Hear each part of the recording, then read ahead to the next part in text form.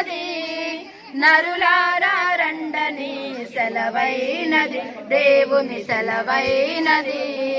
సిద్ధపడినావా చివరి యాత్రకు, సిద్ధపడినావా చివరి యాత్రకు, యుగ యుగాలు దేవునితో. అబ్రహాము గారు గతించిన దినము వారు దేహమును విడిచిపెట్టి మనం చూస్తే తనకున్న తన కన్న పిల్లలు, తను సంపాదించిన ఆస్తి అన్ని ఇక్కడే ఉన్నవి. ఆఖరి తన శరీరం కూడా ఇక్కడే ఉంది. కానీ తనలో ఉన్న ఆత్మ తన దేహమును విడిచిపెట్టి వెళ్ళిన చెప్తున్న మనందరూ అంటున్నారు అబ్రహాము గారు చచ్చారు పోయారు అంటున్నారు. చచ్చాడంట, పోయిందా? మరి చచ్చిందేంటి, పోయిందేంటి? ఆయన చావక ముందు 2 చేతులు ఉన్నాయి, చనిపోయిన తర్వాత 2 చేతులు ఉన్నాయి. చావక ముందు 2 కళ్ళు ఉన్నాయి, ఇప్పుడు చనిపోయిన తర్వాత కూడా. శరీరంలో ఏ మార్పు లేదు, కానీ శరీరంలో ఒక ఆత్మ అనేది ఉంది. ఈ ఆత్మ పరమాత్మలో వచ్చింది కనుక చచ్చిండు, పోయిండు. పోయింది అనగా ఆత్మ, ఆత్మ దేవునిలో వచ్చింది కనుక తిరిగి దేవుని యొద్దకు వెళ్ళిపోతుంది. అందుకని మనం అక్కడ చచ్చాడు పోయాడు అన్నారు. అది ఇప్పుడు శరీరములో ఆత్మ ఉన్నంత వరకే నీకు విలువ, శరీరంలో ఆత్మ ఉన్నంత వరకే నీకు గౌరవము, శరీరంలో ఆత్మ ఉన్నంత వరకే బాంధవ్యాలు బంధుత్వాలు. కానీ ఎప్పుడైతే నీ శరీరములో ఆత్మ విడిచి వెళ్ళిపోతుందో ఆ తర్వాత నీ శరీరము దేనికి పనికిరాదు. అవునా కదండి? అట్లయితే ఇప్పుడు మనకు అబ్రహాము గారికి కూడా తేడా ఏంటంటే మన అందరిలో ఆత్మ ఉంది, కానీ అబ్రహాములో ఏం లేదు, ఆత్మ లేదు. ఆ ఆత్మ తన దేహమును విడిచిపెట్టి దేవుని యొద్దకు వెళ్ళిపోయింది. అలాగే మనము కూడా ఏదో ఒక రోజు ఏ కులమైనా, ఏ జాతి అయినా, ఏ మతమైనా, స్త్రీ అయినా పురుషుడైనా ఎవరైనా పర్వాలేదు, మనం అందరము ఏదో ఒక రోజు అబ్రహాము మనం కూడా ఒక రోజు ఈ లోకం విడిచిపెట్టి వెళ్ళక తప్పదు. ఈ లోకం శాశ్వతమైంది కాదు. మనం ఈ లోకంలోకి ఏమి తీసుకొని రాలేదు, పోయేటప్పుడు కూడా ఏమి తీసుకొని పోము. దిగంబరిగానే వచ్చాం, ఒంటిగానే వచ్చాం, వెళ్ళేటప్పుడు కూడా. ఇప్పుడు చూడండి, తాతయ్య గారు అబ్రహాం యొక్క భార్య గారు ఇక్కడే ఉన్నారు, పిల్లలు ఇక్కడే ఉన్నారు, అందరు ఇక్కడే ఉన్నారు. ఆయనతో ఎవరు పోలేము. అట్లాగే స్తోత్రం కాక మనం కూడా ఏదో ఒక రోజు మనం సంపాదించిన అన్ని ఇక్కడే ఉంటాయి. అవునా కదా? అట్లయితే ఇప్పుడు చనిపోయిన ఆత్మ ఎక్కడికి వెళ్తుంది అంటే ఇప్పుడు 2 లోకాలు ఉన్నాయి. ఇప్పుడు మనం ఉన్నది భూలోకము, మరొక 2 లోకాలు ఉన్నాయి. భూలోకం కాకుండా 2 లోకాలు బైబిల్ చెప్తుంది. ఒకటి పరలోకము, మరొకటి పాతాళ లోకము. అట్లయితే ఇప్పుడు పరలోకములో ఎవరు ఉండాలనగా పరలోకములో దేవుడు ఉంటారు కనుక పరలోకం నీ ఆత్మ పోవాలనగా ఎవరైతే ఈ లోకములో ఉన్నప్పుడే ఎవరి ఆత్మలైతే పరిశుద్ధపరచబడ్డాయో, ఎవరి ఆత్మలైతే పవిత్రపరచబడ్డాయో వారి ఆత్మలు పరలోకం వెళ్తాయి. ఎవరి ఆత్మలైతే పాపములో జీవిస్తున్నాయో, ఎవరైతే త్రాగుడుకు, అబద్ధముకు, మోసముకు, నీచమైన ప్రతి పాపానికి దాసులయ్యారో వారి ఆత్మలు నరకానికి వెళ్ళిపోతాయి. కనుక మీ ఆత్మ పరలోకం పోవాలి. చనిపోయిన తర్వాత మీ ఆత్మ పరలోకం పోయి ప్రభువుతో ఉండాలి, దేవునితో ఉండాలనగా మీరు దేవుని నిలవక మునిపే మీ ఆత్మ పరిశుద్ధపరచబడి పవిత్రపరచబడాలి. అందుకని యేసుక్రీస్తు ప్రభుల వారు 2020 సంవత్సరాలు లోకానికి వచ్చింది ఎందుకు అనగా మనుషుల యొక్క పాపమును, వారి పాపమును విడిపించడానికి యేసు ఈ లోకానికి వచ్చాడు. కనుక ఎవరైతే అబ్రహాములాగా యేసును అంగీకరించి నా ఆత్మ పరలోకం పోవాలి, అయితే పరలోకం పోవాలి, నా ఆత్మ క్షమించబడాలి, నా పాపాలు క్షమించబడాలి, ఎవరైతే యేసుక్రీస్తు ఎందుకు వచ్చి తమ పాపములు ఒప్పుకొని ప్రభువా నేను పాపం చేశాను, నాలో జన్మ కర్మ పాపం ఉంది కనుక నా పాపమును నన్ను విడిపించి నన్ను పరిశుద్ధపరిచి నా ఆత్మకు నెమ్మది తెచ్చాను ఎవరైతే యేసు ఎందుకు వస్తున్నారో యేసు యొక్క రక్తము నీ పాపాన్ని కడిగి నీ అపవిత్రం తీసివేసి నిన్ను పవిత్రపరిచి నీ ఆత్మను పరలోకములో సదాకాలం ఉండే కృపను దేవునికి అనుగ్రహిస్తాడు. ఒకవేళ నీ పాపములు క్షమించబడకపోతే, ఒకవేళ నీ పాపములు పరిహారం జరగకపోతే, నువ్వు చనిపోయిన తర్వాత నీ ఆత్మ, నీ కులము, నీ మతము ఏది నీతో రాదు. నువ్వు చేసిన క్రియలు నీ వెంబడి వస్తాయి. నువ్వు చేసిన పాపాలు నేను పట్టుకొని నరకానికి ఎంచుకొని వెళ్ళిపోతాయి. అక్కడ అగ్ని ఆరదు, పురుగు చావదు. కనుక ఒకవేళ నీ నిత్య నరకాగ్ని నుండి తప్పించబడాలి అనగా, నీ ఆత్మ పరిశుద్ధపరచబడాలనగా ఈ క్షణమే ప్రభువుని అంగీకరించు. యేసయ్య నేను నా పాపం క్షమించమన్నట్లయితే యేసు నీ పాపాన్ని క్షమిస్తాడు, నిన్ను పరిశుద్ధపరుస్తాడు. ఏ విధంగా అయితే అబ్రహాము దేవుని అంగీకరించాడు, మీరు అంగీకరించినట్లయితే అబ్రహాం ఆత్మ పరలోకం వెళ్ళట్లుగా మీ ఆత్మ కూడా పరలోకం వెళ్తాయి. అట్టి కృప బంధువులందరికీ మీ అందరికీ దేవుడు అనుగ్రహించును గాక.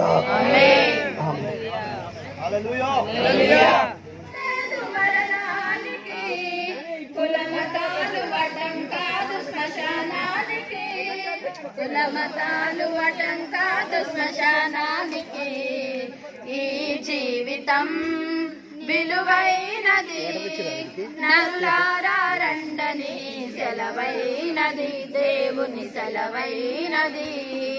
ఈ జీవితం విలువైనది, నరులారా రండని సెలవైనది, దేవుని సెలవైనది. పాపులకు చోటు లేదు మరణమునందు, అందుకే మార్పు చెందు మరణానికి ముందు. పాపులకు చోటు లేదు పరలోకమునందు. అందుకే మార్పు చెందు మరణానికి ముందు. యేసు రక్తమే నీ పాపానికి మందు.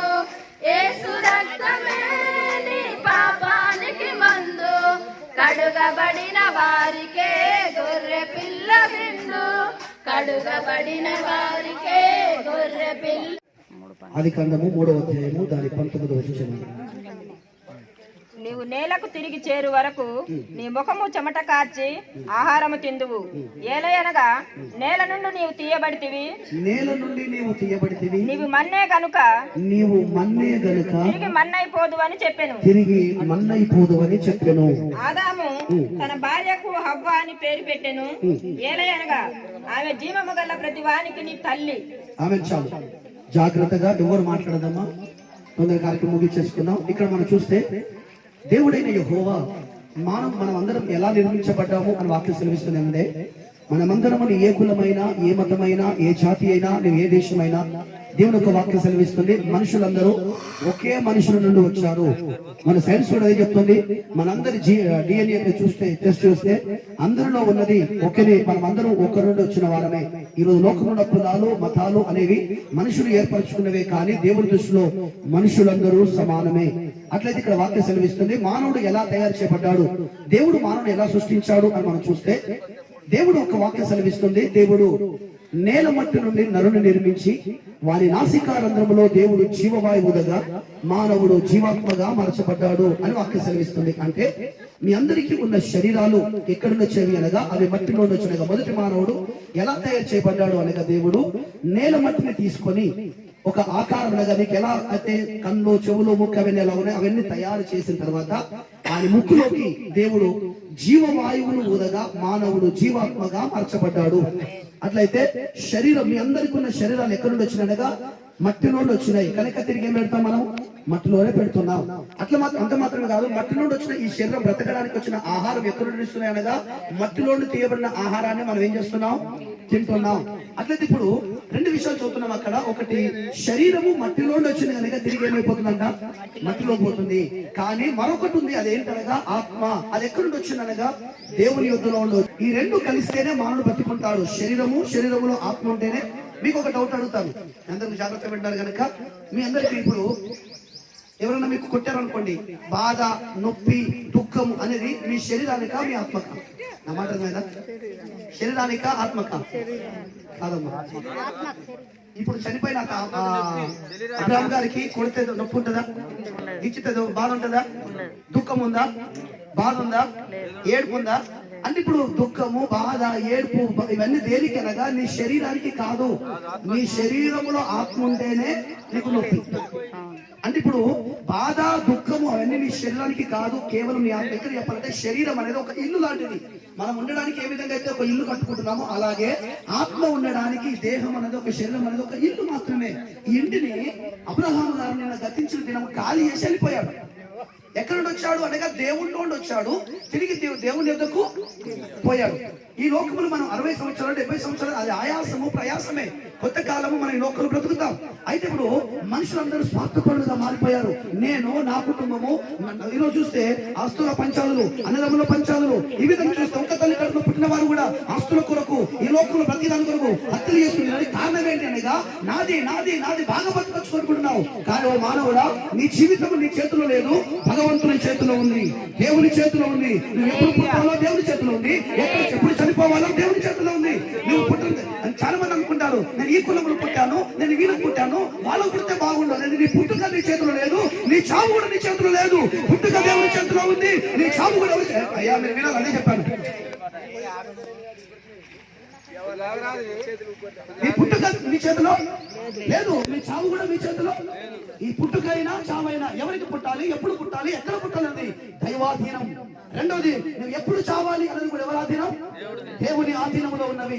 అట్లయితే ఇప్పుడు ఈ లోకములో మనం ఎన్ని సంపాదించినా, ఎందరిని కలిగి ఉన్నా, ఎన్ని కోట్ల ధనము బంధువులు కలిగి ఉన్నా కూడా ఏమి మనతో రావు. మరి మనతో ఏమొస్తాయని వాక్యం చెప్తుంది, మీ నీతి క్రియను మీ వెంబడి వచ్చును అని రాయబడింది. అట్లా మీరు తీసుకొని పోయేటప్పుడు ఏం తీసుకుపోతారంటే, మీ భార్యను మీరు తీసుకుపోరు, మీ అన్నదమ్ములు మీరు తీసుకోపోరు, మీకు నవమాసాలు మోసి కన్నా తల్లి పిల్లలు నన్ను తీసుకోపోరు. కానీ మరి తీసుకుపోయేటప్పుడు ఏం తీసుకుపోతారంట? మీ క్రియలు మీ వెంట వస్తాయి. అనగా నువ్వు బ్రతుకున్నప్పుడు నువ్వు మంచి చేసావా చెడు చేసావా నీ క్రియలే నీ వెంబడి వస్తాయి. హల్లెలూయా.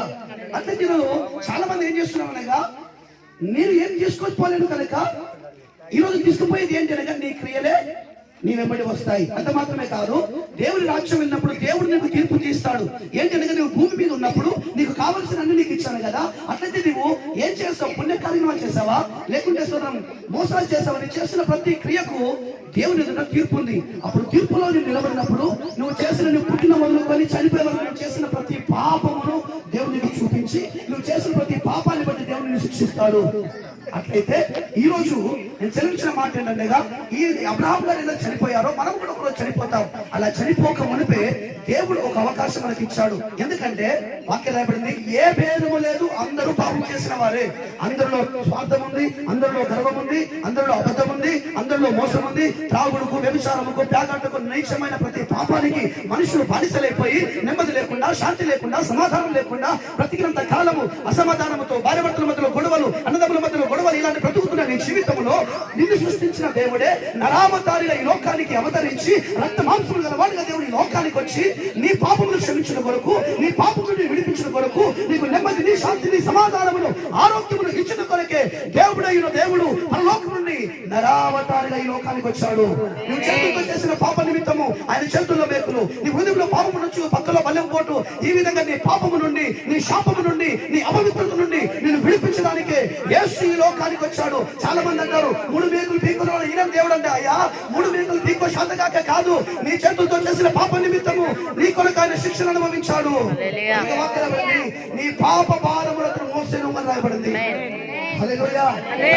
నీ పాపములు క్షమించుటకు ఈ లోకంలో ఎవరికి అధికారం లేదు. యేసు అనేది అర్థం ఏంటంటే రక్షకుడు అని అర్థము. రోగికి వైద్యుడు ఎంత అవసరమో పాపికి రక్షకుడు అంతే అవసరం. వెలుగుకు చీకటి, చీకటికి వెలుగుకి ఎంత అవసరమో అలాగే పాపం చేసిన మానవుడికి రక్షకుడు అంతే అవసరము. యేసు అనే ఒక కులానికి, ఒక మతానికో, ఒక దేశానికి, ఒక వర్గానికి చెందిన వాడు కాదు. నా యేసు అందరికీ అవసరము. ఎవరైతే యేసయ్య నేను పాపం చేశాను, నాలో పాపం ఉంది, నా పాపం నాకు విడుదల కావాలి. ఇంకా రాయబడింది అనగా, ఎప్పుడైతే మానవుడు పాపం చేశాడో అప్పటి నుండి మనుషుల జీవితాల్లో శాపం వచ్చిందంట. దేవుడు మానవుని శపించాడు. ఎందుకనగా నీ పాపాన్ని బట్టి నీకు శాపం వచ్చింది కనుక నీ శాపం పోవాలనగా నీ పాపం పోవాలి. నీ పాపం పోవాలనగా 2 రకాలైన పాపములు, కంటి కనబడే పాపములు, కంటి కనబడని పాపములు, హృదయంలో ఉండే పాపములు. కనుక సోదరులు, ఈరోజు స్వార్థము, తాగుడు ఎంత పాపము, లోపల పాపములు అంతే పాపము. జన్మ పాపము, కర్మ పాపము, ఈ 2 పాపాలు దేవుడు నేను విడిపిస్తాడు. ఎవరైతే యేసయ్య నేను పాపం చేశాను, నా పాపం నాకు విడుదల కావాలని యేసయ్య నీ జీవితాన్ని సమర్పించుకుని ప్రార్థన చేస్తే దేవుడు నీ పాపాలు క్షమిస్తాడు, నీ పాపాలు పరిశుద్ధపరుస్తాడు, నీకు మోక్ష రాజ్యం ఇస్తాడు. దేవుడు మీ అందరికీ అనుగ్రహించేగాక.